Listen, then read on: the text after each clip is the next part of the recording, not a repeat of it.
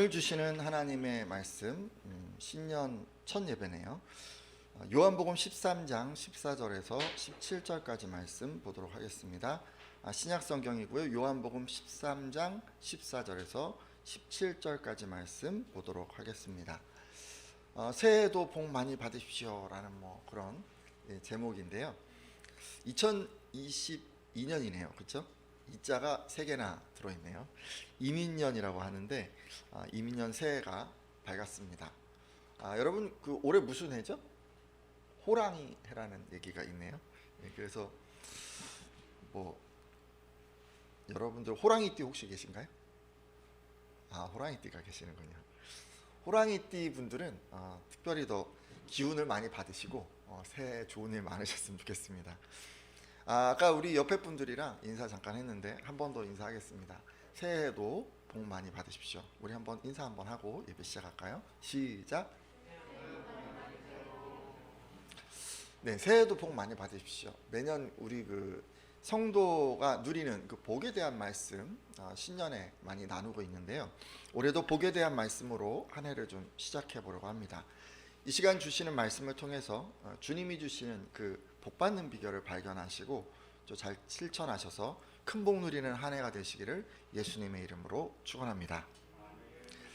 자, 먼저 말씀의 배경을 좀 살피려고 하는데 예수님께서는요 3년의 공생애가 끝나고 나서 이 잡히시기 전날 저녁에 제자들과 마지막 만찬을 하셨습니다. 근데 그 자리에서 예수님께서 제자들의 발을 씻기셨어요. 제자들의 발을 씻기셨다고 하니까 왜 이렇게 하셨을까 궁금해하는 분들이 계실 텐데 잠깐 요한복음 13장 14절 15절 말씀을 보도록 하겠습니다. 내가 주와, 또는 우리 다 같이 한번 읽어볼까요? 시작. 내가 주와 또는 선생이 되어 너희 발을 씻었으니 너희도 서로 발을 씻어주는 것이 옳으니라. 내가 너희에게 행한 것 같이 너희도 행하게 하려 하여 본을 보였노라. 아멘. 내가 너희에게 행한 것 같이 너희도 행하게 하려 하여 라고 하신 것으로 보아서 예수님께서 제자들의 발을 씻기신 것은 제자들이 서로 발을 씻어주게 하기 위해서 이 본을 보이신 것임을 알 수가 있습니다. 근데 왜 이렇게 갑자기 이런 퍼포먼스를 예수님이 하셨을까요?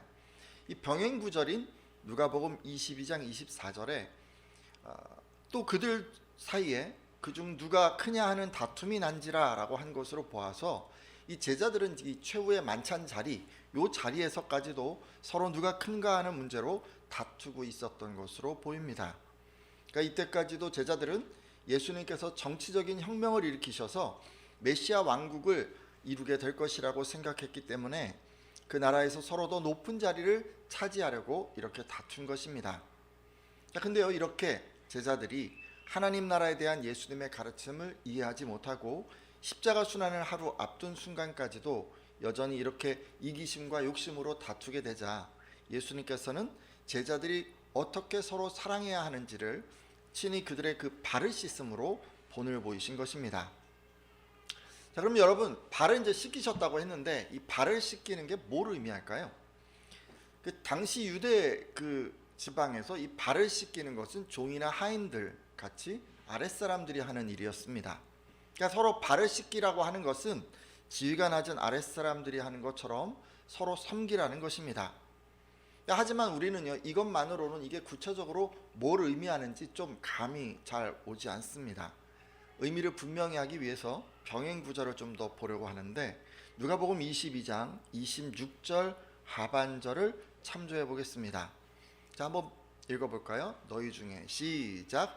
너희 중에 큰 자는 젊은 자와 같고 다스리는 자는 섬기는 자와 같을지니라. 아멘. 자, 지금요 발을 씻기는 것의 의미를 예수님이 조금 풀어서 설명을 해주셨습니다. 이 말씀을 보니까 큰 자가 젊은 자와 같아야 한다고 이야기를 합니다. 이 말씀은 교회 안의 큰 자, 그러니까 나이가 많거나 또 모든 면에서 경험이 풍부한 그런 사람들은 자기 권위를 내세우거나 또 뒷전에 앉아서 구경만 하는 게 아니라 이 젊은 사람들이 하는 것처럼 기꺼이 봉사하고 섬기라는 말씀입니다. 자, 둘째 이제 다스리는 자가 아까 나왔잖아요. 이 다스리는 자는 교회에서 성도를 진리로 인도하는 영적인 지도자, 본을 보이는 그런 사람들, 이런 분들을 가르칩니다. 그리고 섬기는 자는 교회 공동체가 잘 운영되도록 역할을 맡아서 섬기는 사람을 가르칩니다.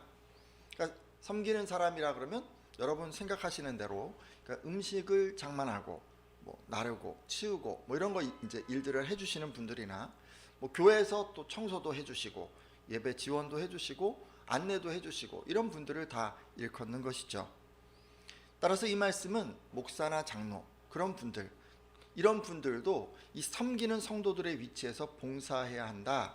그래서 섬김의 모범이 되어야 한다 하는 말임을 알 수가 있습니다. 사실 우리 교회 성도님들은 이런 섬김을 참 잘 하시죠. 일단 장로님이나 권사님 같은 직분을 가진 분들이 늘 솔선수범해 주십니다. 성도들이 어려운 일이 생기면 늘 앞장서서 좀 달려가 주시고 방역에 관련된 그런 중요한 일들 책임감을 갖고 담당해 주시기도 하고, 또 모임이 다 끝나면 다른 분들 다 가시더라도 끝까지 정리해 주시고 또 청소를 도맡아 해 주시고 이렇게 해 주십니다. 그리고 우리 교회는 연장자나 또 신앙생활 오래 하신 분들도 마찬가지입니다. 늘 일찍 오셔서 예배 필요한 것이 빠지지 않았는지 잘 살펴주시고, 또 아이를 데려오는 성도들이 불편하지 않도록 이모저모로 잘 챙겨주시고, 심지어 젊은 분들이 잘 신경 쓰지 못하는 그런 쓰레기 치우는 그런 일까지도 섬세하게 잘 챙겨주십니다. 그러니까 이분들은 오늘 들은 말씀처럼 나이 어린 사람들이 해야 할 것 같은 그런 일들을 묵묵히 섬겨주시는 분들입니다. 저는 나이 어린 분들 또 젊은 성도님들이 이런 분들의 수고를 당연하게 여기지 말고 그분들의 신앙을 본받으려 하고 또 늘 감사하게 생각하셨으면 좋겠습니다.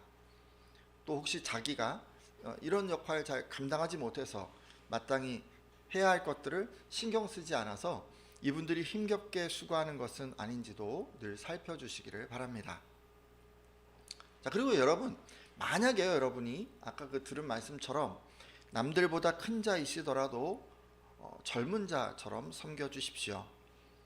자, 젊은 자처럼 섬긴다니까 이제 느낌이 좀 안 오실 텐데, 여러분 젊은 분들, 나이 어린 분들 한번 생각해 보십시오. 그런 분들은요, 어른들의 말씀에 잘 순종합니다. 그리고 맡겨진 일들에 열정적으로 헌신합니다.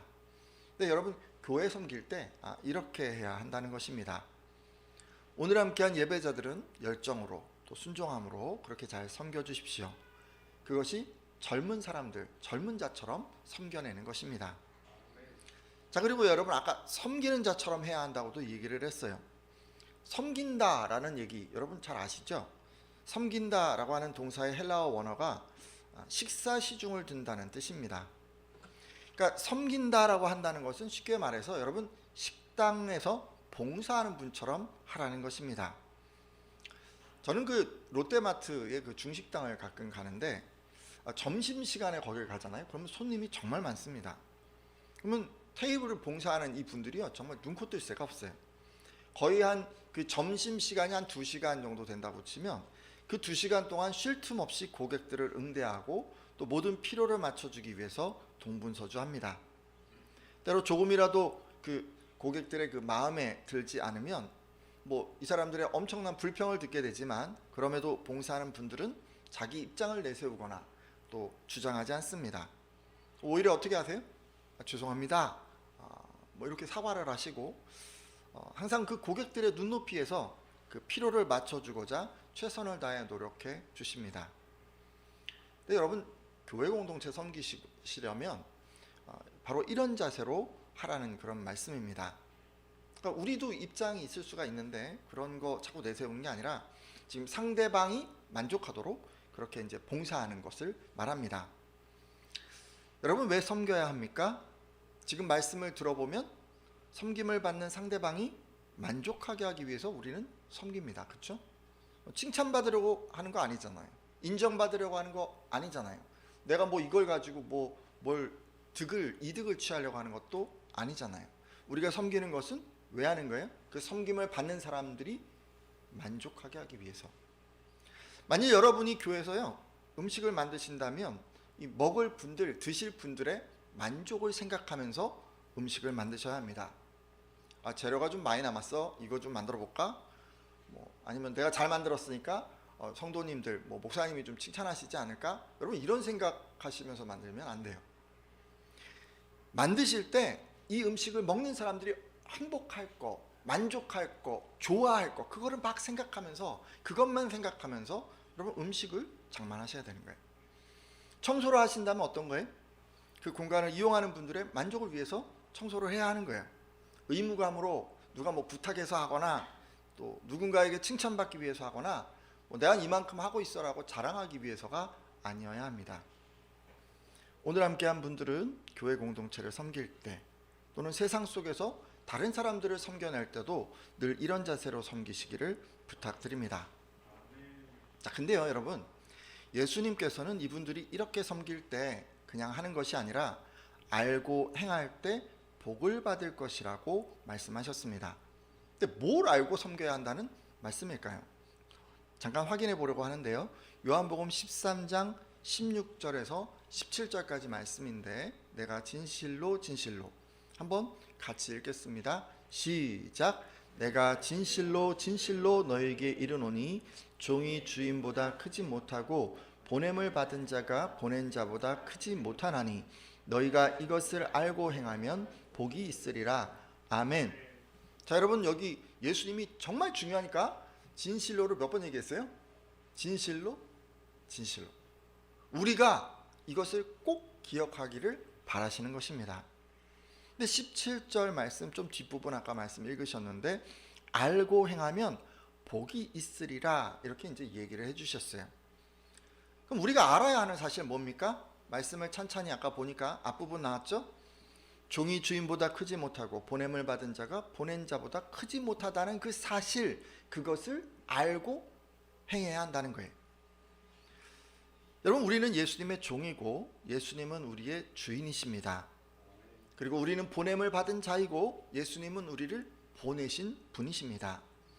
그러기에 예수님은 우리보다 항상 크신 분이시죠. 근데 그런 크신 분이 먼저 우리를 섬기셨다는 것을 알아야 한다는 것입니다. 여러분, 풀어서 얘기하자면 그러기에 우리도 마땅히 다른 사람들을 섬겨야 한다는 것이죠.